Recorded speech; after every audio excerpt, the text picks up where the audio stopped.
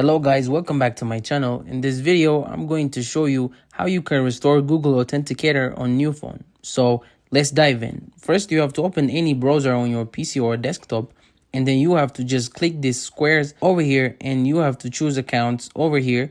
And now it's going to bring you to this page. In this page, choose security, and it's going to open this new page for you, and you have to just wait for this page to load. Now in this page, you have to scroll down and choose this two-step verification over here, and scroll down in this page, and then you have to choose this authenticator app option, and here it's going to bring you to this page. Now I've already loaded it in this tab, and you have to simply click this option over here, and it's going to bring you to this page. You have to wait for it to load. Now meanwhile, you can just download the authenticator app on your phones, and now you have this option of change authenticator app. You have to simply click this option, and now it's going to give you a QR code that you have to scan with your apps on your phone, the authenticator app, and then click next. It's going to give you a code. Enter the code over here and click verify, and that's the process that you can follow to restore Google Authenticator on new phone.